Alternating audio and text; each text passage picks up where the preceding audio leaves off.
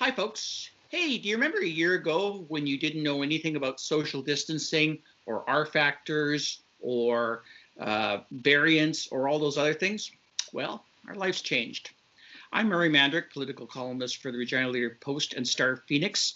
And joining me today are from the StarPhoenix, Phil Tank and Zach Vescera, great young reporters, Arthur White Crummy, also great young reporters. Everybody's young compared to me, so it's all relative.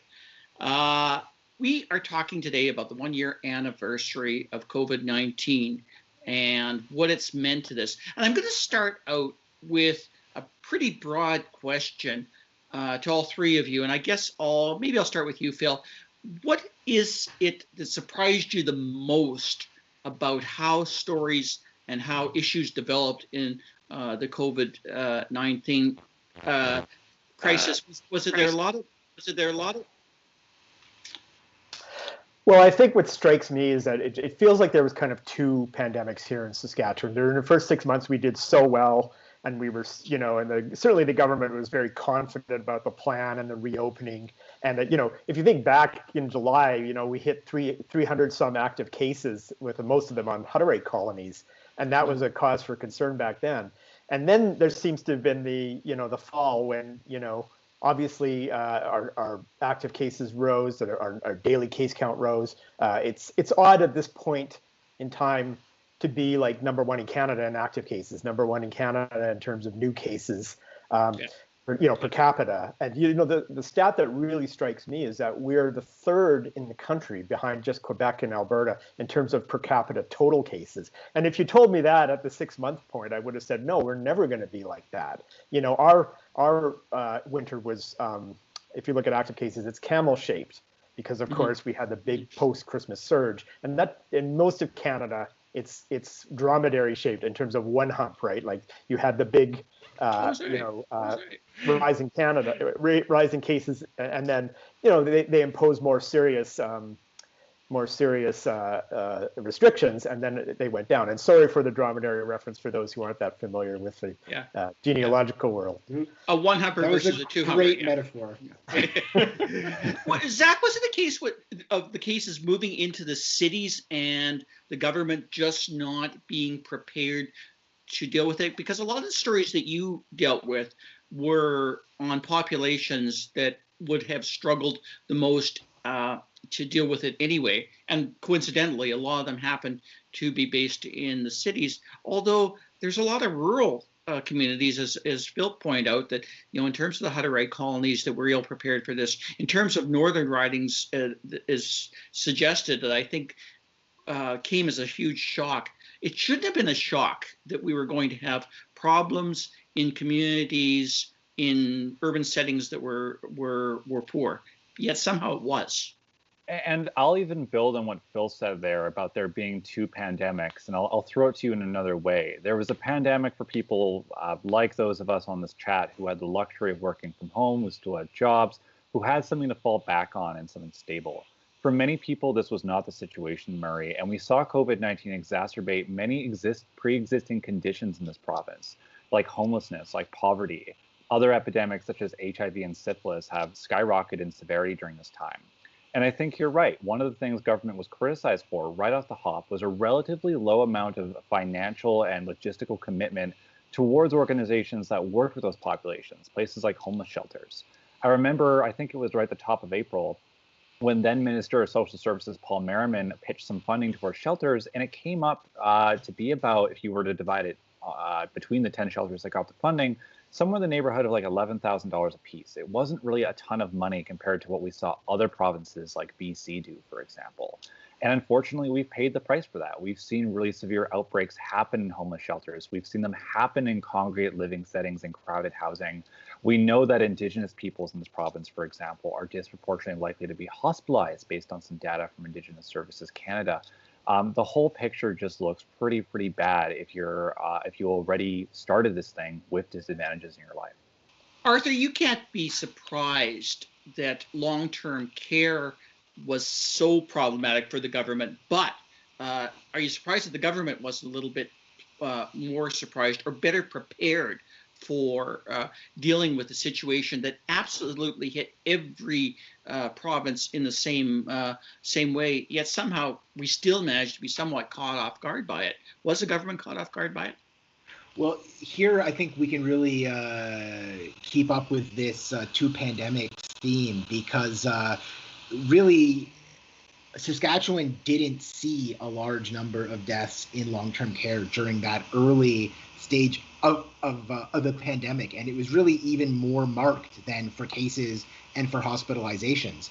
Other provinces like Ontario and also Quebec were dealing with large amounts of long-term care deaths, but here in Saskatchewan, we only saw a few outbreaks, and very few of them ended up spreading throughout whole facilities and leading to very large numbers of deaths. But come fall, it hit us really hard, and that's why we started to see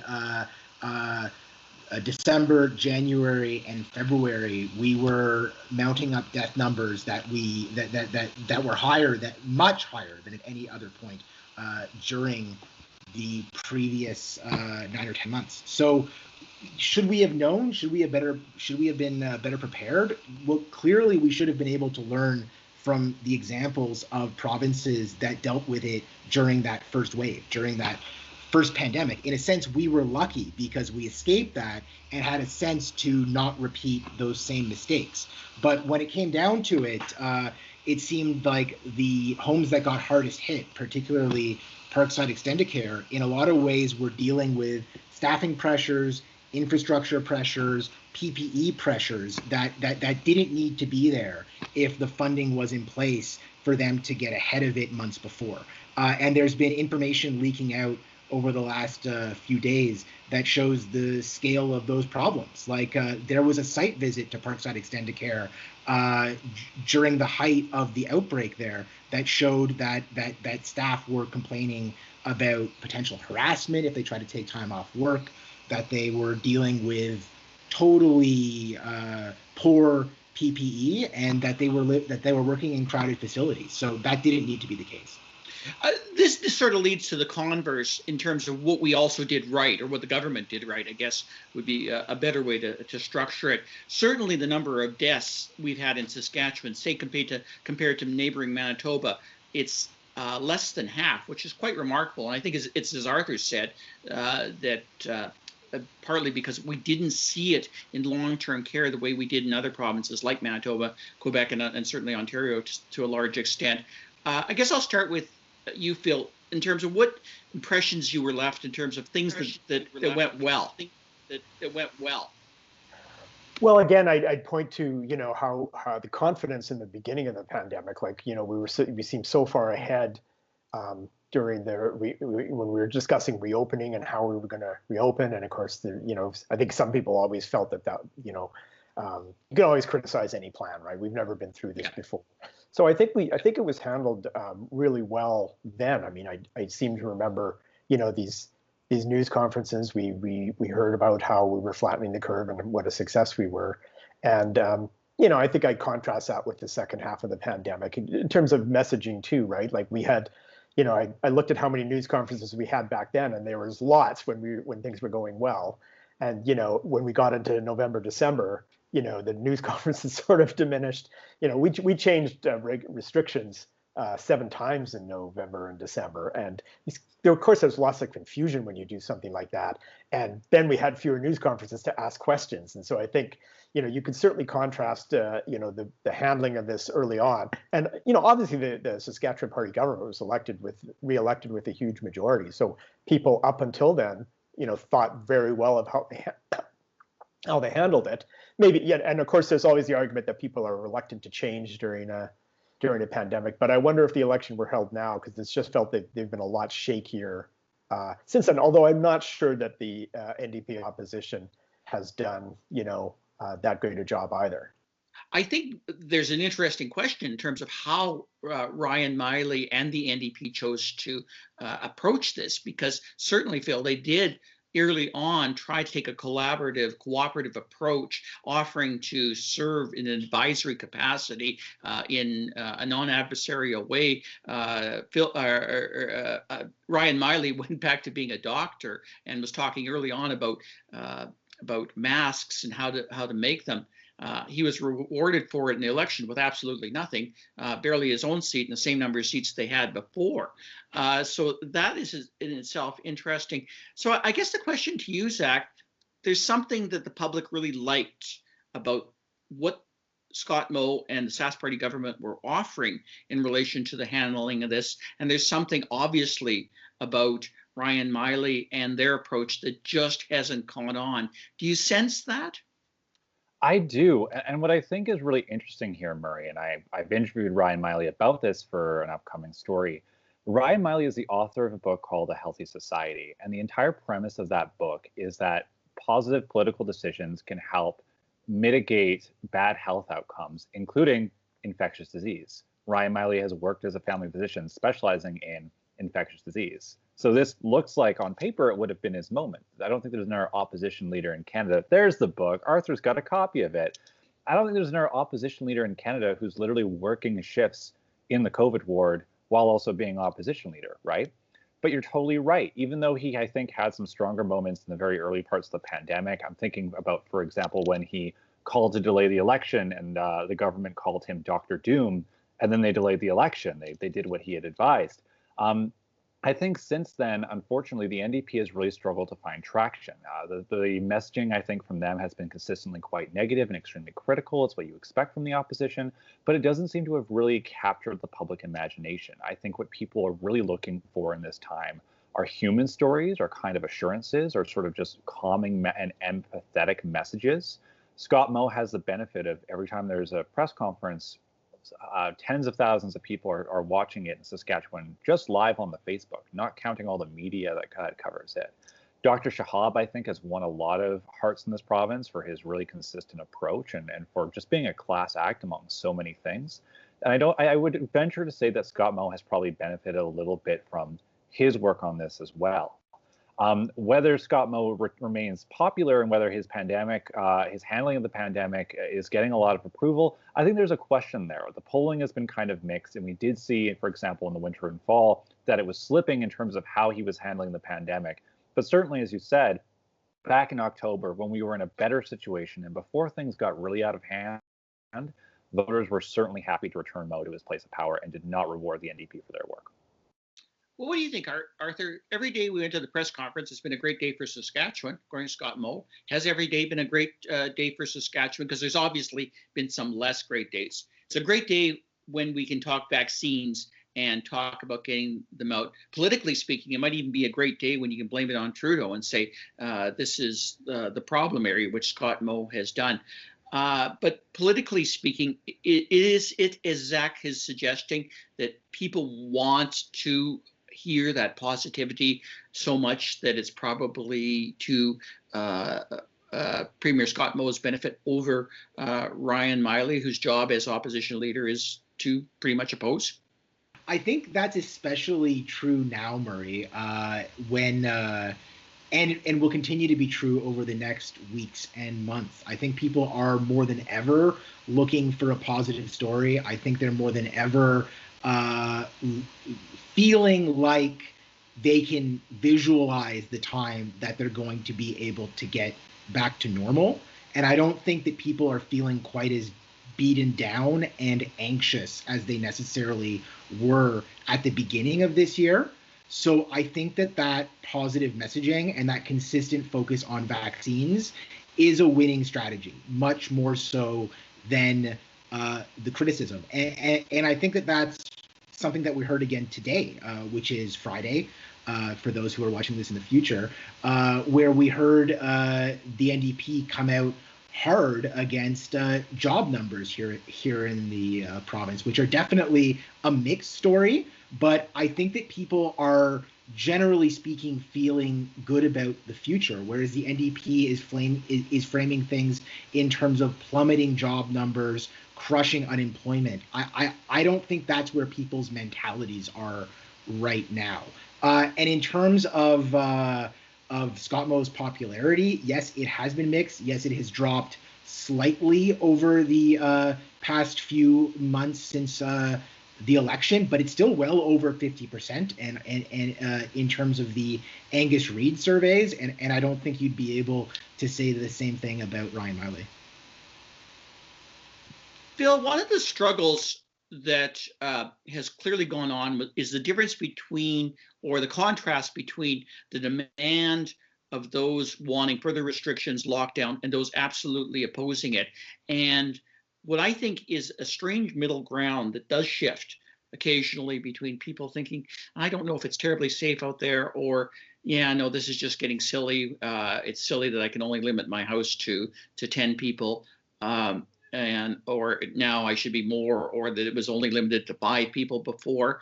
How do you think Scott Moe and the government have handled that balance between trying to placate those that say absolutely everything should be open and those who say we need to lock down more? It has been a difficult balance, and I think it's fair to say we know which side Scott Moe has leaned towards compared to other provinces. We've had certainly less restrictions, but has it been the right balance in that you've seen in terms of the feedback you've been getting from readers or otherwise?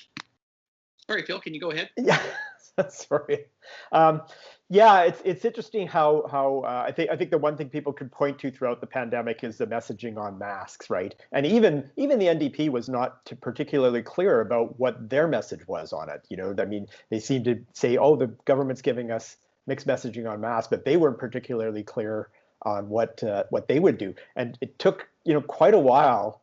You know, again, if you thought about the first half of the pandemic, it seemed like we were never going to do mandatory masks. And then in November, suddenly in the 3 largest cities, we were doing mandatory masks. And then we expanded it to that confusing, 50 some other cities or places near large cities. And then eventually it became province wide. So you can sort of see the reluctance with which that was imposed. It was not something that they clearly embraced. And I think that was, the impression there is that they're catering to people maybe in rural settings who don't see the pandemic the same way people in more crowded cities do. I think that's the impression left there. So yeah, I think the fact that we still have mandatory masks now, and we're not suggesting at all that we shouldn't, but again, that would have probably been something that would have been surprising if you told anyone in September, because it took long before. It took a while. I mean, the original plan on schools was, masks if you want, but don't worry about it. And then, of course, suddenly it was like, oh, okay, well, maybe we should have, different levels and different masking. So I think that's one area that we can look at. And that's, and that happened a little bit elsewhere, right? I mean, you can find quotes from Anthony Fauci in the States where his messaging on masks was a little mixed too. So yeah, I think, I suppose they balanced it fairly well because they did get reelected. Of course, the mandatory mask came after the election. Yeah, interestingly, I'm going to get into this in another way because it's a topic that I think interests us, but surprisingly interests the public, because they're becoming a little bit more aware of the challenges related to our jobs and communicating messages. So maybe let's explain to them a little bit from our perspective the difficulties that there have been over the past year in understanding and relaying the government's message, and to do what we generally do, which is to hold the government to task. And I guess I'll start with you, Zach, and we'll go around to everyone before we leave this conversation. What have you found to be the toughest thing to do when you're basically doing everything from a Zoom call at home or a telephone call? What are the challenges that you've seen, and how has that related to things being covered and how the public sees it? Because I think there has been a significant difference in the last year in terms of how stories get out and how much scrutiny we're able to basically apply to any particular government press conference. You're so right, Murray. And I think a huge difference is when you're in person, you have more of an opportunity as a reporter to practically press a source on an answer, to get information from government, to hold people's feet to the fire. It's a lot harder to hold feet to the fire when you're corresponding via email. And frankly, I don't think this government has done a really great job around transparency and proactively sharing information over the course of this pandemic. Phil mentioned not many press conferences. But a big frustration for me is that the SHA has been a little reticent on putting its own people out there, putting out the public health experts who work in this province to get that clear message across to journalists and by extension, the public. How often have we heard, for example, from, say, a local regional medical health officer? How often has that happened? I can personally count it maybe on one hand the number of times where an MHO has had some kind of press conference or availability with media in the past year. These are people who are experts at what they do and are experts also in communicating that risk to the public, but we haven't really heard from them. And what we're getting instead are kind of these canned statements coming from email addresses that we struggle to do enough with. We struggle to actually relay that information to the public. And it really just ends up creating more confusion and anxiety, I think, for at large. And I think that stands in contrast to kind of how some previous public health crises have been tackled in this province, I would say, frankly. And I hope that there's a lesson here moving forward that when you're in a time of severe kind of crisis and anxiety and confusion, it is so helpful to have a human person to put in front of a camera to provide those fulsome answers and to get that information out there. And unfortunately, we didn't see it, and that made our jobs harder this year. Arthur, you're right in Regina, and you have the opportunity to at least go down to the press conferences that are broadcast province-wide right now, either on Facebook or through various media outlets. What can you explain to the public about how that's still not really how we normally do our job at the legislature? I think I can count on one or two occasions during sessions when we have what we call actual scrums, where you're actually not limited in terms of your question. Is the public seeing what reporters really do, or is this something different in your mind? And how is that affecting how the government is getting its message out in your mind?